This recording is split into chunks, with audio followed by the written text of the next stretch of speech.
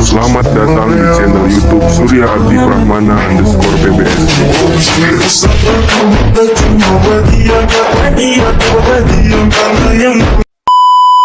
Jangan lupa like, komen, share, dan subscribe. Assalamualaikum warahmatullahi wabarakatuh. Halo teman-temanku semuanya, kembali lagi di channel YouTube Surya Abdi Prahmana _PBS. Pada video kali ini kita akan membahas tentang unsur-unsur prosa diksi. Bagaimana pembahasannya? Yuk kita simak bersama-sama. Cekidot. Untuk dapat mengapresiasi karya prosa dengan baik, diperlukan pengetahuan dan pemahaman tentang unsur-unsur pembangunan karya prosa. Seperti jenis-jenis karya sastra lainnya, prosa fiksi baik itu cerpen, novelet maupun novel atau roman dibangun oleh unsur-unsur ekstrinsik dan intrinsik. Yang pertama, unsur ekstrinsik. Unsur ekstrinsik adalah unsur yang berada di luar teks, namun secara langsung ataupun tidak langsung mempengaruhi penciptaan karya itu. Unsur yang dimaksud diantaranya biografi pengarang, situasi dan kondisi sosial, sejarah, dan lain-lain. Unsur-unsur ini mempengaruhi karena pada dasarnya pengarang mencipta karya sastra berdasarkan pengalamannya. Pengetahuan seseorang pembaca terhadap unsur-unsur ekstrinsik akan membantu pembaca memahami karya itu. Yang kedua yaitu unsur intrinsik. Unsur-unsur intrinsik adalah unsur-unsur yang hadir di dalam teks dan secara langsung membangun teks itu, dalam hal ini cerita karya prosa itu. Unsur-unsur intrinsik karya prosa fiksi adalah sebagai berikut. Yang pertama yaitu tokoh dan penokohan. Di dalam mengkaji unsur-unsur ini ada beberapa istilah yang mesti dipahami, yakni istilah tokoh, watak atau karakter, dan penokohan. Tokoh adalah pelaku cerita. Tokoh ini tidak selalu berwujud manusia, tergantung pada siapa yang diceritakannya di dalam cerita. Watak atau karakter adalah sifat dan sikap para tokoh tersebut. Adapun penokohan adalah cara pengarang menampilkan tokoh-tokoh dan watak-wataknya itu dalam cerita. Yang kedua ada alur dan pengaluran. Selama ini sering terjadi kesalahpahaman dalam mendefinisikan alur. Alur dianggap sama dengan jalan cerita. Pendefinisian itu sebenarnya tidak tepat. Jalan cerita adalah peristiwa demi peristiwa yang terjadi susul-menyusul. Lebih dari itu, alur adalah rangkaian peristiwa yang saling berkaitan karena hubungan sebab akibat. Cara menganalisa alur adalah dengan mencari dan mengurutkan peristiwa demi peristiwa yang memiliki hubungan kausalitas atau sebab akibat saja. Adapun pengaluran adalah urutan teks. Dengan menganalisa urutan teks, pembaca akan tahu bagaimana pengarang menyajikan cerita itu, apakah dengan teknik linear atau penceritaan peristiwa-peristiwa yang berjalan saat itu, teknik ingatan atau flashback, atau bayangan yang menceritakan kejadian yang belum terjadi. Yang ketiga adalah latar.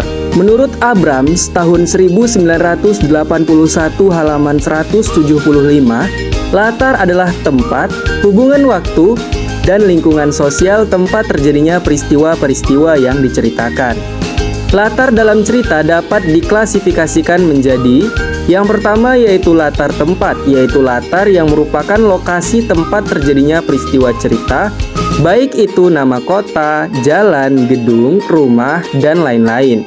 Yang kedua ada latar waktu, yaitu latar yang berhubungan dengan saat terjadinya peristiwa cerita, apakah berupa penanggalan penyebutan peristiwa sejarah, penggambaran situasi malam, pagi, siang, sore, dan lain-lain.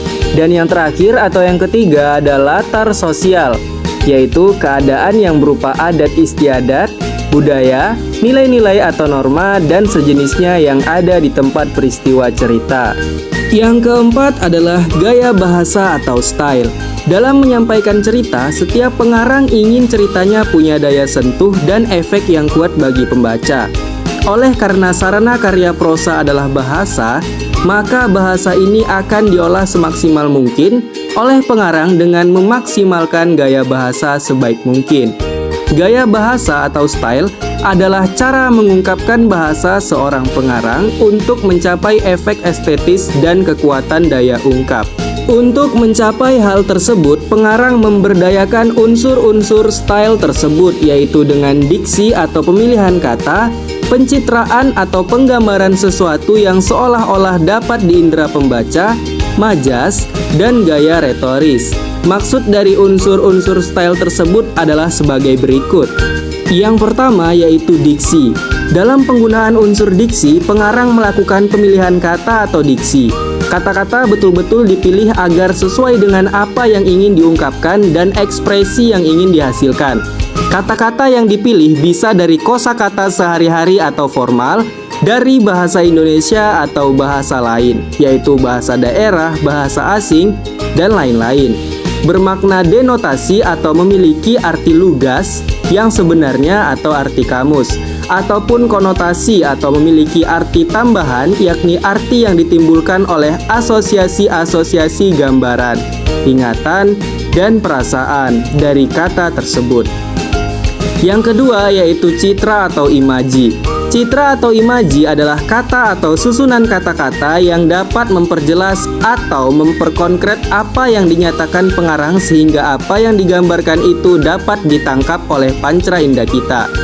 Melalui pencitraan atau pengimajian, apa yang digambarkan seolah-olah dapat dilihat atau citraan penglihatan, didengar atau citraan pendengaran, dicium atau citraan penciuman, dirasa atau citraan taktil, diraba atau citraan perabaan, diecap atau citraan pencecap, dan lain-lain.